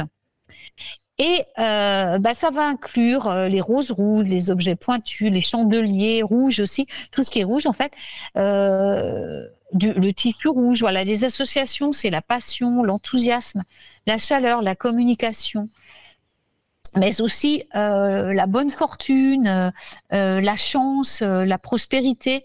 C'est pour ça que dans les restaurants chinois, il y a énormément de rouge et surtout que leurs portes sont toujours rouges. Ensuite, on a la terre. Alors, c'est tout ce qui est bas, ramassé sur lui-même, vous voyez, un peu condensé, dense, voilà, horizontal ou large, plat. Les couleurs, c'est le jaune et le marron, et la saison, c'est l'automne. Donc, ça va être de la céramique, du plâtre, de la brique, des fibres naturelles qu'il faut inclure chez soi. Les associations sont la sécurité, la prudence, l'honnêteté. Et les autres caractéristiques de la terre, bien sûr. Ensuite, on a le métal. Alors, c'est les formes arrondies, plutôt des arches, des dômes, des demi-cercles ou des cercles, des ovales, des sphères. Alors, la saison, c'est la fin de l'automne, vraiment, et le début d'hiver. C'est-à-dire que les couleurs vont être le blanc, l'argent, l'or. Et c'est un peu la saison intermédiaire. Et la correspondance, c'est la fortune, la force, le leadership et l'ordre.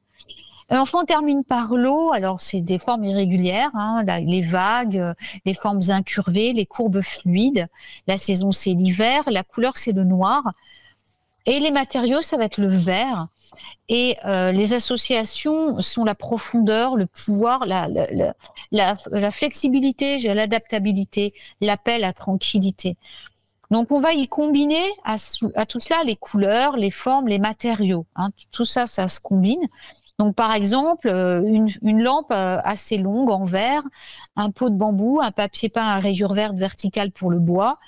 Pour le feu, ça peut être des chandelles rouges, une lampe à huile, des bougeoirs en forme d'étoile, voilà, des choses comme ça. Alors, il y a les cristaux qui vont nous aider aussi. Ça, j'en ai beaucoup accroché, moi. Vous savez, ces cristaux multifaces devant les fenêtres au soleil. J'adore parce que j'ai l'impression d'avoir des arcs-en-ciel partout dans la maison quand il fait beau. Et puis, ça dissipe surtout toutes les énergies négatives et ça apporte une grande lumière. Et puis, il y a les chandelles, hein, bien sûr. Ça, on en utilise tous en tant qu'enchanteur. Il y a le son aussi. Alors, moi, j'ai des carillons qui sont, j'ai des clochettes japonaises et des carillons qui sont devant mes fenêtres. Et donc, chaque fois qu'il y a du vent, ici, on a beaucoup, les carillons sonnent. J'ai aussi des drapeaux de prière qui sont accrochés, qui envoient les bénédictions dans le monde entier quand il y a du vent. Et puis, vous pouvez aussi mettre des aquariums, avoir des aquariums qui apportent la prospérité et qui maintiennent la maison hors des accidents et de la malchance. Et puis, comment dire? Alors, il y a les miroirs, c'est très particulier. Je voulais parler des miroirs. Les miroirs, c'est une magie à part. Donc ça, ouais, je vais pas évoquer cela parce que ça prend beaucoup de temps. Je crois que j'en ai parlé dans l'émission de... Alors, les miroirs, faut faire super attention. Surtout pas dans les chambres à coucher. Surtout pas de miroirs dans les chambres ou alors couvrez-les ou... empêcher c'est des portails, hein. Donc il faut les bloquer à la limite avec des runes ou avec des symboles magiques si vous voulez pas qu'il y ait d'interférence avec le bas astral qui rentre chez vous, surtout la nuit quand vous dormez. Pourtant, tu sais, par rapport au miroir, et c'est vrai, tu as raison, il faut éviter d'avoir les miroirs dans les chambres. Ah bah, oui, Voilà. c'est pas que de l'expérience, c'est de la très vieille magie. Et Oui, nos d'accord. ancêtres sorciers le disaient tout le temps. Ça, c'est pas. Le hic, c'est que souvent, les gens, en fait, ont des miroirs parce que, tu sais, on vend des meubles, des penderies, des choses comme ça, avec des miroirs intégrés. Donc, ils Ouais, sont mais il faut les totalement- bloquer. Vous les Ouais. bloquez avec. Vous êtes des enchanteurs, donc vous les bloquez. Vous les bloquez avec des symboles magiques ou des prières. Hein. La prière, elle est faite pour ça, hein, avec des êtres qui vont venir protéger votre miroir. Hein. L'archange Michael est un très bon protecteur. Hein. Si vous connaissez pas des choses magiques à faire, vous savez, vous lui demandez qu'il bloque le miroir contre toutes les entités malveillantes et c'est tout. Hein. Vous lui dites une fois, ça suffit. Hein. Lui, il le fera. Hein. Il va se poster, ou vous lui demandez qu'il poste des anges gardiens devant vos miroirs. Et là, il n'y a rien qui rentre. Hein. Mais il faut savoir que dans le temps, il y avait beaucoup de magie faite avec les miroirs. La magie des miroirs est extrêmement puissante et généralement utilisée à des fins négatives. On le voit avec le conte de Blanche-Neige, hein, qui parle de la magie des miroirs. Ce conte qui n'est pas dans sa version là, qui n'est pas fini, hein, parce qu'il y a d'autres passages qui ne sont pas cités, mais dans lequel la reine a placé des miroirs partout. Donc c'est la magie des miroirs, c'est très puissant et c'est très malsain. Hein. C'était utilisé à des fins malsaines les 3/4 du temps. Donc, quand vous rachetez des miroirs d'occasion, en plus, alors là, méfiez-vous parce que s'ils sont très vieux, peut y avoir vraiment fait. Alors, faut pas être parano. Hein. Je vous dis pas de devenir paranoïaque non plus. Hein. Mais par sécurité, vous appelez le grand patron. Hein, vous appelez Michael, qui vraiment. S'il a fait fuir le démon, c'est pas pour rien. Hein, c'est le seul contre lequel rien ne peut résister de mal. Vous l'appelez, puis vous lui dites voilà, peux-tu me placer des anges gardiens, s'il te plaît, devant ces miroirs, et puis que rien de mal n'en sorte, quoi. Alors, malsain, alors oui et non, mais je veux dire, moi je sais que c'est un de mes arts magiques préférés, la magie du miroir. Et après, c'est comme tout, il faut faire attention à ce qu'on fait, mais je trouve pas que ce soit malsain. Moi, j'ai jamais eu d'expérience. J'ai pas dit qu'elle était malsaine. Je dis qu'il y avait eu des actes malsains à travers la magie des miroirs, Aline. Ah, d'accord, j'ai peut-être mal entendu. Ouais, t'as mal entendu. J'ai dit qu'il y avait beaucoup de magie malsaine qui avait été pratiquée avec les miroirs. La magie des miroirs est incontrôlable. Vous faites ce que vous voulez avec votre magie. Hein. Moi, je m'en fous. C'est pas moi qui est impliqué. Hein. Si après les gens ont des ennuis, ils sont prévenus. Hein. La magie des miroirs est incontrôlable. C'est tout. Et ça, il faut le savoir. C'est pour ça que nos anciens ne l'utilisaient jamais, ne le pratiquaient jamais. Ils s'en protégeaient, mais ils ne la pratiquaient pas. Et c'est pour une bonne raison. Et ça, c'est écrit dans beaucoup de très vieux grimoires. Sauf que les gens ne lisent plus les vieux grimoires. Donc voilà, c'est juste pour dire que vous faites ce que vous voulez. Hein. Elle peut être très pure si vous faites des choses très pures, mais elle est incontrôlable parce qu'elle se répercute dans des plans que vous ne pouvez pas connaître ou auxquels vous n'avez pas accès. Donc c'est quelque chose qui se contrôle pas. Il y a certaines formes de magie qui sont. L'homme se croit tout puissant, il n'est pas tout puissant. Hein. Donc, soyez toujours prudents et surtout avec la magie. Vous savez pas ce qui peut se passer. Et ce qui se passe surtout quand vous faites la magie. Quand vous faites la magie, vous envoyez, vous transformez les choses. Vous influencez forcément le destin, la destinée ou des choses qui peuvent arriver. Ça, c'est dès l'instant où vous pratiquez la magie. Donc, si vous pratiquez certaines formes de magie, il faut savoir que certaines, je veux dire, il a été écrit et transmis par des grands sorciers, des grands magiciens, qu'elle était extrêmement instable, incontrôlable et instable. Et la magie des miroirs est une magie instable. Il faut le savoir. Après, vous faites ce que vous voulez. Mais si un jour ça se retourne contre vous, il ne faut pas vous en plaindre. Voilà, c'est tout ce que je veux dire. Et il y en a beaucoup des magies instables.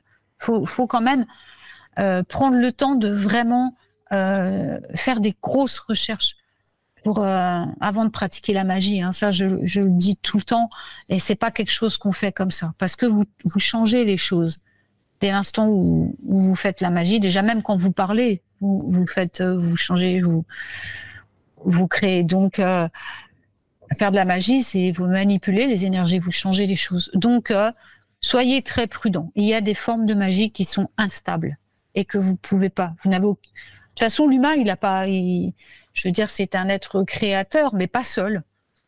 Vous, tout seul, vous ne pouvez rien créer. Hein. Vous êtes... Déjà, est-ce que quand vous faites de la magie, vous invoquez les bonnes choses? Est-ce que vous invoquez votre présence divine? Est-ce que vous invoquez vos élémentaux? Est-ce que vous invoquez est-ce que vous faites tout ça à chaque fois? J'en suis pas sûre. Et si vous le faites pas, déjà, ça devient instable. Parce que vous n'êtes pas dans l'alignement de votre âme. Donc, vous pouvez pas faire de la magie stable. Mais bon, après, c'est la pratique. Hein. Quand on se prend des claques, on sait qu'on doit plus faire ça. C'est comme ça qu'on apprend. Hein. Moi, j'ai appris comme ça aussi. Hein. Je m'en suis pas malgré que mes grands-mères m'aient dit fais pas ça, parce que voilà, malgré que j'ai lu des choses, j'ai voulu essayer. Je me suis dit moi je suis mais moi je vais y arriver. Non, non. Donc moi maintenant j'arrête et je fais ce qu'on m'a dit, parce que j'ai bien compris que ça portait plus de mal qu'autre chose. Mais après, c'est comme tout, hein. Il faut être fluide dans sa pratique et pas faire n'importe quoi. Je sais qu'au niveau du miroir, il faut avoir émotionnellement des choses bénéfiques au fond de soi. Comme toi, en fait, j'ai beaucoup fait de recherches autour de cet art magique. Et pendant très longtemps, cet art magique m'a fait peur, mais parce qu'en fin de compte, je me faisais peur moi-même. Donc, à partir du moment où on est ta peur, c'est ta plus grande ennemie. Hein. Voilà. Mais enfin, elle sert aussi à quelque chose parfois. Hein. On est d'accord, oui. Oui, elle est aussi utile parfois. Il faut l'écouter des fois. Elle n'est pas là pour rien non plus. Ça dépend d'où elle vient. Si la peur, elle vient du cœur, ou si elle vient de ta tête. C'est pas la même chose. Et souvent, ça vient de la tête. Souvent, ça vient de la tête et c'est le grand ennemi. Parce que c'est l'ego et puis c'est le mauvais côté des énergies qui te fait peur, c'est sûr. Mais tu fais ce que tu veux, Alina, mais reste très prudente. Hein. Invoque ta présence divine quand tu travailles avec les miroirs, c'est un petit conseil que je te donne. Hein. Voilà, alors il est important, aussi, j'en reviens à la magie, donc que toutes nos pièces, surtout quand on est enchanteur, on doit le savoir, que toutes nos pièces soient régulièrement rangées, parce que l'énergie va mieux circuler. Hein. Elles vont... je veux dire, plus vous allez avoir des pièces propres. Alors, faut pas devenir maniaque non plus, hein, c'est pareil. Hein, faut pas non plus tomber dans l'excès. Le trop est l'ennemi du bien. Hein, donc, faut pas non plus tomber complètement dans parce que là, c'est pareil, c'est pas bon, c'est pas des bons conseils. C'est juste qu'elle soit propre, rangée, pour que l'énergie circule correctement, puis que les énergies, à chaque fois que vous rangez, vous triez, ça enlève les énergies négatives. Et puis, on va créer un hôtel dans la maison. Ça, c'est vraiment la base aussi. Donc, je survole, qu'on va créer cet hôtel. Alors ça, c'est pareil, c'est votre imagination, hein, c'est votre instinct qui va vous dicter ce que vous allez mettre sur votre hôtel. Et puis, bien sûr, on va aussi le consacrer aux 4 éléments, puisque ce sont eux qui manifestent votre vie dans le monde physique. Donc, la magie élémentale, c'est la plus importante quasiment, puisque c'est grâce à elle que vous pouvez manifester tout dans votre vie. Donc, on va également consacrer notre autel aux 4 éléments. Hein, vous voyez, pour qu'ils créent l'harmonie. Ils sont associés à la flamme magenta, les élémentaux, et donc c'est le 9e rayon de la déité, et donc ils représentent l'harmonie aussi. Et ils apportent l'harmonie. Donc, il faut qu'eux aussi soient en harmonie chez vous. Donc, consacrez-le, cet autel, dans l'harmonie.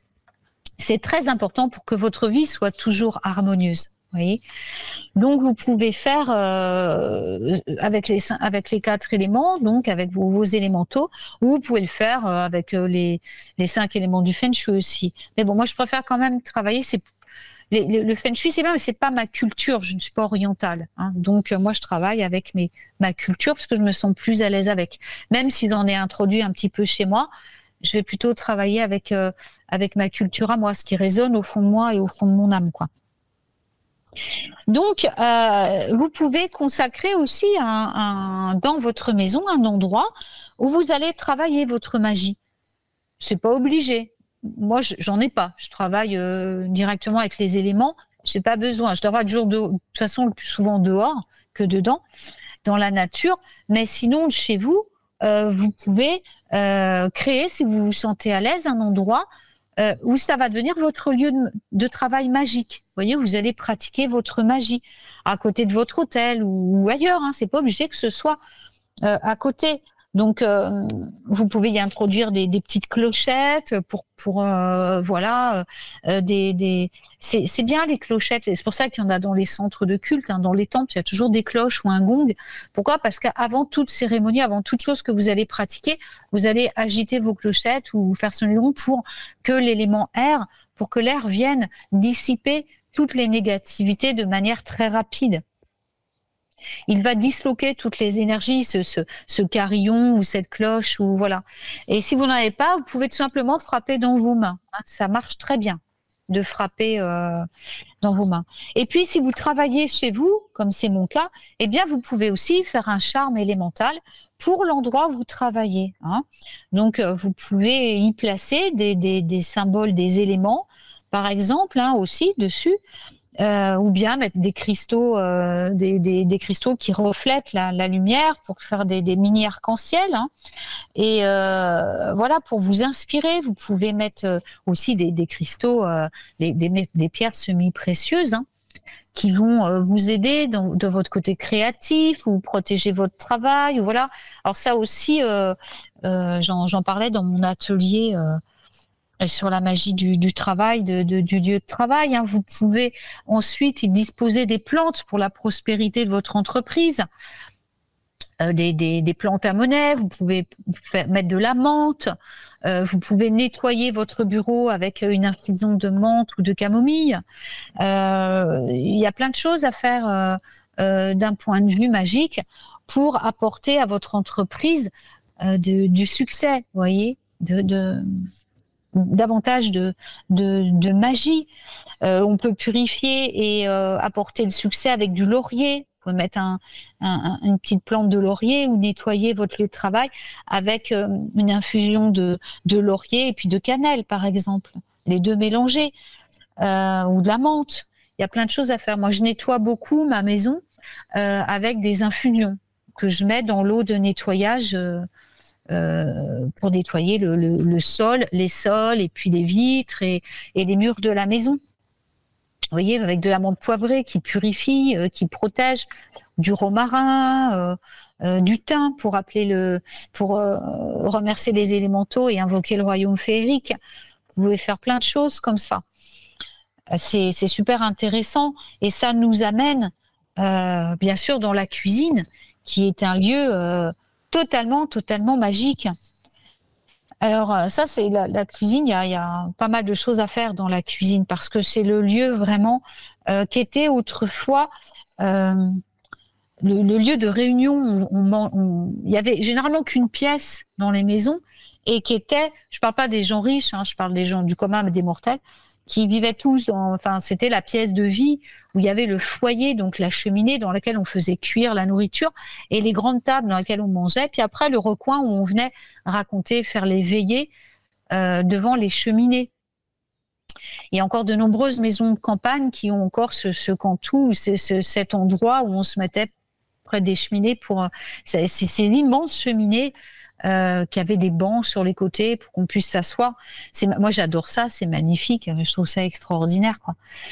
Mais la cuisine, c'est quand même un truc un peu plus complexe. Il y a des questions, non, Alina, ou t'as des... Non, par contre, on a Milenia qui est arrivée sur le chat. Elle t'écoute oui. Et elle dit. Bonjour. Elle dit que c'est une super chronique qu'elle adore et qu'elle apprend plein de choses, donc elle est contente. Bah, c'est gentil. Je la remercie aussi d'être là. Et puis, de toute façon, c'est aussi grâce à vous hein, que je peux partager tout ça. Donc, ça fait plaisir, quoi. Ça fait plaisir. Ouais, parce que là, la cuisine, c'est un gros morceau. Donc, comme il reste qu'une demi-heure à peine, je pense pas que je vais la faire aujourd'hui. Parce que c'est un petit peu plus long. Parce que c'est vraiment le foyer de la maison. Vous voyez ? Donc, c'est vraiment important d'en voir. Alors là, après, la magie du printemps, on verra ça un petit peu. Je regarde un petit peu mon grimoire. Ah oui, les porches. Ouais, les porches d'entrée, c'est important. J'en ai parlé tout à l'heure. Donc, c'est des endroits pleins de magie, ça, oui. Donc, voilà. Donc, j'en parle dans l'émission. Peindre votre porte d'entrée ou mettre des rideaux de couleur, c'est super important. Je reviens un peu là-dessus parce que c'est vraiment super important, la porte d'entrée. Vous pouvez nettoyer vos vitres de votre porte d'entrée. Votre porte d'entrée, vous pouvez la nettoyer avec des infusions aussi. Vous voyez, des infusions de menthe poivrée, comme je le disais, qui vont purifier, qui vont élever les énergies avec de l'eau de rose. L'eau de rose, elle va apporter une bénédiction incroyable dans votre maison parce que c'est la fleur la plus élevée de toutes et qu'elle invoque tout le royaume angélique et puis également l'archange Marie, quoi.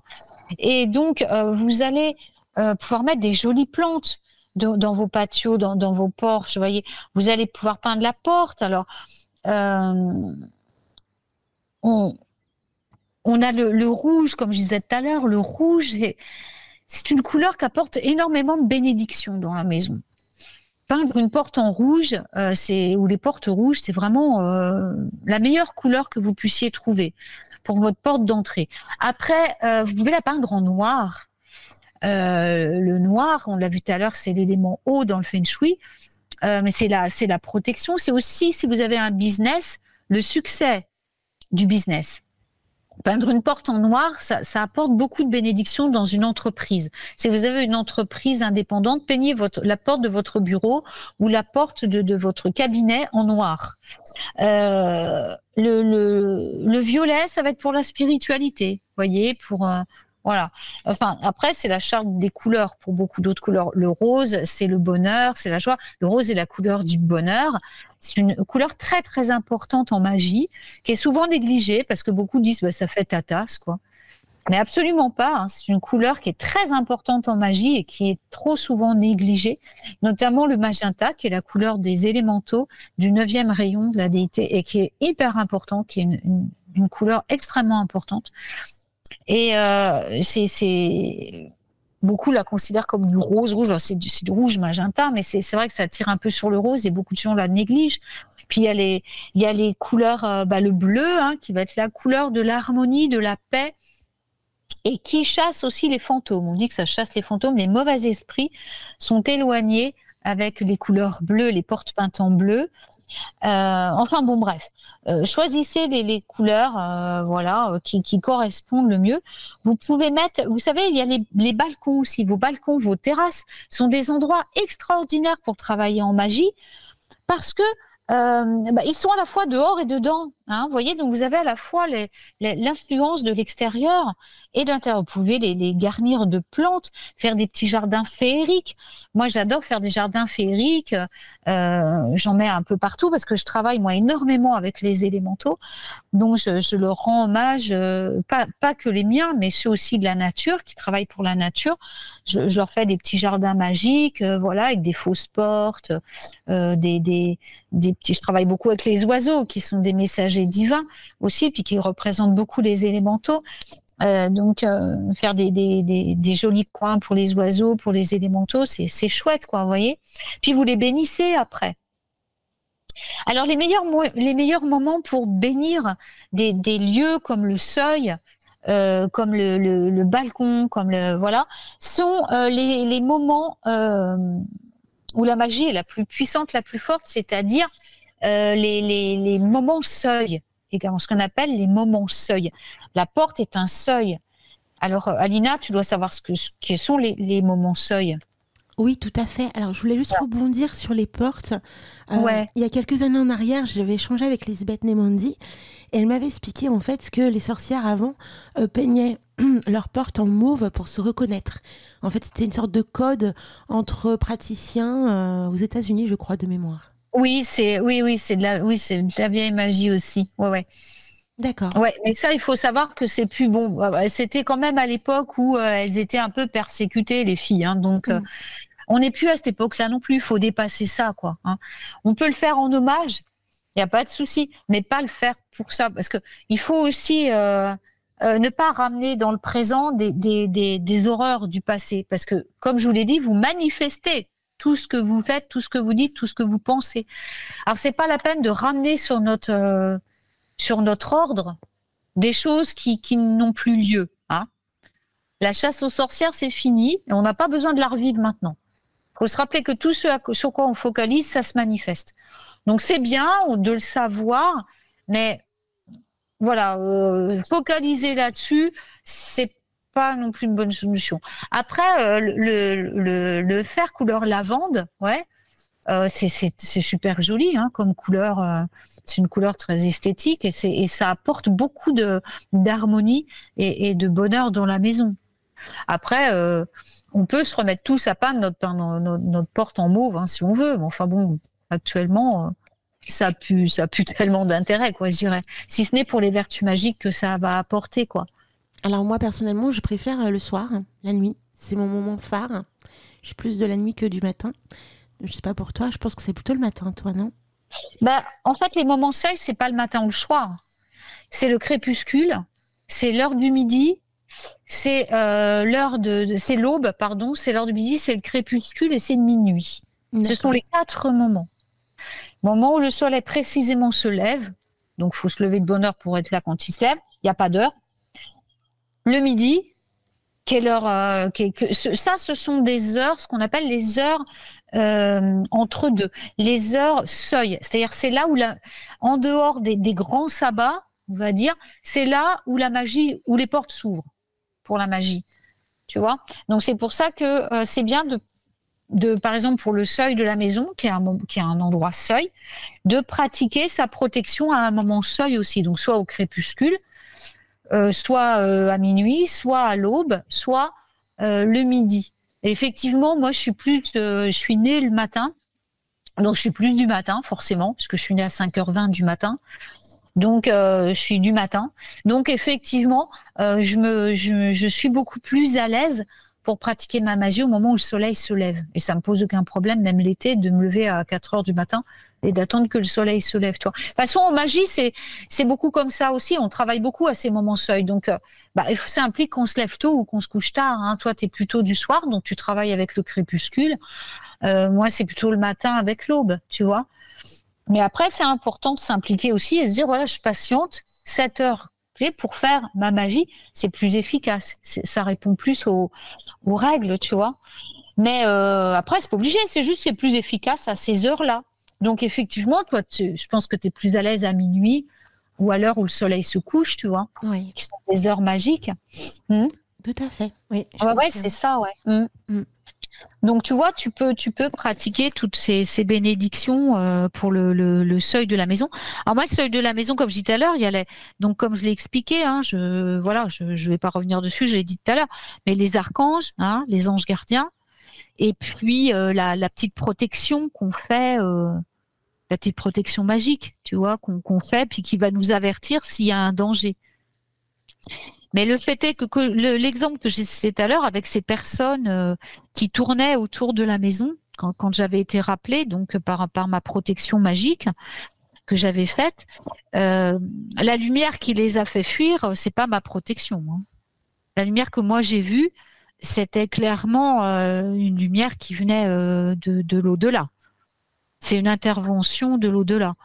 Donc, ça veut dire que ma protection des archanges fonctionnait aussi fort bien. Alors, les archanges, c'est des forces tellement puissantes, ils ont un peu de mal à se manifester comme ça, parce que de toute façon, on serait consumé, hein, on ne supporterait pas. Déjà, même les anges. Disons que ce sont les guides des anges intermédiaires qui viennent, qui manifestent, qui servent de filtre. C'est filtré, hein, parce qu'on ne pourrait jamais imaginer bien, nous, en tant qu'humains, si vous vous rendez compte, hein. C'est des univers, hein, les archanges, donc on est vraiment tout petit. En plus, la Terre, elle est tellement en ramassis par rapport aux autres planètes que on est très très loin derrière, on est très loin à la traîne, hein, les humains, très très loin. Hein. Donc là, il faut absolument se remettre en question sur ce qu'on est, hein, parce qu'on n'est pas grand-chose, hein, je peux vous le dire. Hein. Et si la Terre est restée tellement en arrière, c'est bien de la faute des humains. Donc là, justement, en ce moment, c'est magnifique ce qui se passe. Parce que l'humanité, elle se réveille quand même. Et il y a beaucoup d'humains qui s'ouvrent à la lumière, quoi. Et ça, c'est super bien pour la Terre. Parce qu'on peut pas, de toute façon, elle sera pas ralentie. Hein. Maintenant, c'est trop tard. Elle a commencé son ascension. Ceux qui restent à la traîne, bah, tant pis, hein, on ne pourra rien y faire. Mais voilà, au moins, ça fait vraiment plaisir de voir tous ces gens qui s'ouvrent à la magie, à la belle magie de lumière, ouais. Et grâce à des gens comme toi, Lina, qui ont des belles radios comme la tienne, quoi, comme Michael notamment, entre autres, parce qu'il y en a plein d'autres, hein, mais. Oui. Il y a beaucoup de monde dans ce milieu qui propose plein de choses magnifiques, donc c'est vrai que. C'est ça, c'est formidable. C'est sûr. C'est formidable. Mais bien penser, donc, que ça soit la magie de la maison ou d'autres, hein. Surtout demander en ce moment. Et alors là, justement, on parlait d'Elisabeth de Caligny qui en parle tout le temps. Elisabeth de Caligny, elle en parle tout le temps dans ses. Donc je suis pas la seule à le dire, hein. Bon sang, mais protégez-vous. Les grands médiums actuels, hein, pas des gens qui se disent médiums, qu'on fait une formation de 3 jours. Hein. Je parle des médiums. De toute façon, médium, c'est pas ça. Tu nais médium. Tu nais avec ce don de naissance. Des grands médiums, hein, voilà, je citerai Christine André, voilà, ça c'est des gens qui ont une qualité incroyable, une puissance incroyable, le disent, hein, ne faites rien sans vous protéger. Vous n'êtes pas tout puissant. Et en ce moment, protégez-vous avant de faire de la magie. Invoquez votre ange gardien, votre guide, appelez-le comme vous voulez, et demandez-lui protection, que les anges viennent vous protéger. Si vous ne savez pas qui appeler, appelez Michael et les anges de la protection. Demandez-leur de se placer près de vous et de filtrer tout ce qui va passer à travers vous. C'est hyper important parce que rappelez-vous qu'on n'attrape pas les mouches avec du vinaigre, hein, et que ce qui peut vous paraître très beau actuellement peut être en réalité très laid. Ça, méfiez-vous. Méfiez-vous. Désolée, je te coupe, Yabium. J'ai un message de Roxane, d'ailleurs, qui vous fait plein de gros bisous à toutes et à tous. Ouais. Donc, elle écoute religieusement, comme on dit, la chronique. Et elle nous dit, peux-tu demander à Yabi pourquoi il y a autant de manifestations d'esprit vers 3h30 du matin? Déjà, est-ce que toi, tu as ressenti ce genre de choses? Oui, c'est l'heure à laquelle nos guides nous parlent. D'accord. C'est comme ça. C'est une heure clé, le 3 est le chiffre de la manifestation. C'est depuis tout le temps, c'est comme ça. Nos ancêtres y avaient droit aussi. C'est l'heure, 3h30. Ah ben voilà. Entre 3h15 et 3h30, quand vous recevez des messages, c'est souvent vos guides qui vont vous parler. D'accord. Voilà. Ce sont les guides qui viennent vous voir en général à cette heure-là. Alors, les guides peuvent être aussi, dites-vous que comme je te disais, ce qui est très beau peut être très laid, et ce qui fait peur peut être vos guides également. Vos guides ont une façon de s'exprimer qui peut être très effrayante, parce que c'est quelque chose que vous ne connaissez pas. Ils parlent dans la vérité, et la vérité peut faire très peur, parce qu'elle ne correspond pas à ce que les humains se représentent. Donc parfois, quand un guide vient vous voir, les anges parlent d'une manière très crue, hein. Ils sont très directs, hein. Ils vont pas prendre des « Ah, ma chérie, si tu savais ». Ah non, ça va être clac, clac, clac, hein. C'est comme ça et c'est tout. Que ça te plaise ou pas. Ils vont pas être agressifs. Ils vont pas être... Il y a aucune... Ils connaissent pas là-haut, hein. Il y a que les humains qui connaissent la colère, l'agressivité. C'est toujours dans l'amour. Mais l'amour est tranchant. L'amour est vérité. Donc, il peut faire mal. Que ça vous plaise ou pas, c'est comme ça. Par contre, pour les reconnaître, et ça je le redis parce que je l'ai déjà dit, et d'autres vous le diront, pour savoir si vous avez un message d'un de vos guides ou d'un être, parce que la nuit, quand vous partez en rêve, vous partez dans les plans, vous partez réellement, hein, vous quittez votre corps, vous allez dans les plans. Et là, c'est souvent vers des bas plans, malheureusement. Vous rencontrez certaines entités, certains êtres qui ne sont pas montés. C'est pas méchant, hein, forcément, mais ils appartiennent plus à ce monde-là, donc voilà, ça risque de vous perturber. Mais comment dire, pour en revenir à cette heure clé, ou n'importe quelle heure, hein, d'ailleurs, quand vous avez l'impression de recevoir un message, quand c'est vos guides, vous ressentez de la joie, vous ressentez de la paix, vous ressentez de la sérénité. Dès qu'ils s'adressent à vous, d'accord, vous vous sentez enveloppé de paix, d'amour et de sérénité, même si le message est tranchant. Si vous éprouvez de la peur, que vous vous sentez pris d'angoisse, que vous vous sentez pas bien, c'est pas un être de lumière, c'est pas un guide. C'est un être de l'autre côté. Donc, dans ces cas-là, appelez tout de suite votre guide et demandez-lui de vous protéger et de vous rééquilibrer et de de mettre une protection autour de vous pour le restant de la nuit. Voilà. D'accord. Mais en général, c'est une heure clé. Ouais, c'est plutôt nos guides qui s'adressent. Franchement, c'est plutôt positif à cette heure-là. C'est une heure je dirais, qui est presque réservée aux guides. Vous voyez ce que je veux dire? Oui. Vous allez recevoir, par exemple, pour mon livre, bon, je suis pas là pour faire de la pub pour mon bouquin. Hein. De toute façon, moi, la pub, c'est pas mon truc. Donc, mais c'est juste pour vous dire, pour les sabbats, quand j'ai reçu les messages des sabbats, quand j'ai écrit les sabbats, pour ceux qui ont lu mon livre, il y a des messages dedans, il y a des contes qui m'ont été dictés par des gens, c'est des scènes de vie de l'époque. Et donc, c'était principalement des jeunes gens qui sont venus me visiter. Ils arrivaient toujours à 3h30 du matin. J'étais réveillée à 3h30 du matin pour qu'ils me dictent ce qu'ils me disaient. Et il y a des tas d'exemples, des médiums, ou des médiums spirites, surtout les médiums spirites, donc comme Christine André, que je parlais tout à l'heure, qui sont réveillés dans la nuit, 3h30 pour dicter, pour se faire dicter des choses, des enseignements des guides. Donc, il y a des grandes chances qu'à 3h30 du matin, ça soit votre guide qui est avec vous depuis le début de vos incarnations, qui reste avec vous tout le temps. Donc, votre guide, ce qu'on appelle l'ange gardien, enfin, ce que certains appellent l'ange gardien. Ou alors, vos ancêtres, ça peut être vos ancêtres qui viennent vous donner votre grand-mère qui a disparu ou votre oncle qui a disparu, voilà.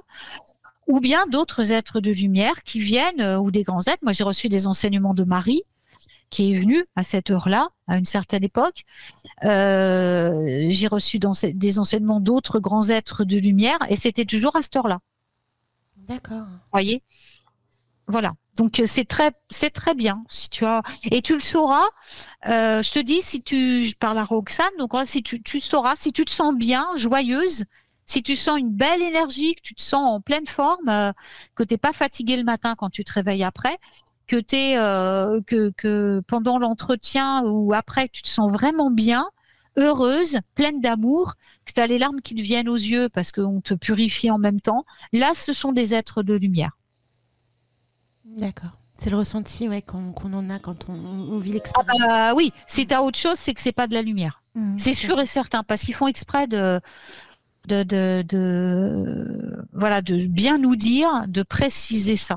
Toujours, ils nous disent, dites de bien préciser ça. Quand on vient, c'est avec amour. Il n'y a pas de peur. C'est impossible. Si après, vous gardez un sentiment de peur, d'angoisse, là, c'est que c'est pas des bons. Sérieusement. Donc là, appelez tout de suite la protection pour vous protéger. Parce qu'il y en a beaucoup en ce moment des mauvais. Donc faites gaffe. Puis comme je vous disais, ils prennent des apparences et des voix très douces, très jolies, très tout va bien, je suis là pour ton bien. Ouais. Ben non. Faut faire super gaffe. En ce moment, faut faire très attention. On en a encore pour une petite dizaine d'années là. Mais il faut tenir bon là. Et raccrochez-vous toujours à vos piliers de lumière, à vos guides, à votre guide, et en ce moment plus que jamais. Plus que jamais, voilà. Oui. En tout cas, ça conclut très bien l'émission de ce matin, ma très chère Gabi. Franchement. Voilà, bon écoutez, j'ai fait simple aujourd'hui. J'ai pas fait des trucs trop prises de tête, parce que voilà, c'est bien aussi de faire du léger. Voilà. Tout à fait, puis que ce soit spontané aussi, c'est très bien. J'aime bien, moi. Le truc, lire bêtement, ça me saoule. Donc, moi, j'aime bien aussi faire part de mes expériences. Voilà. Oui. Voilà, donc mes très chers enchanteurs, ma petite Alina, je te remercie énormément. Oui, et moi aussi, de tout mon cœur. C'était encore un super moment.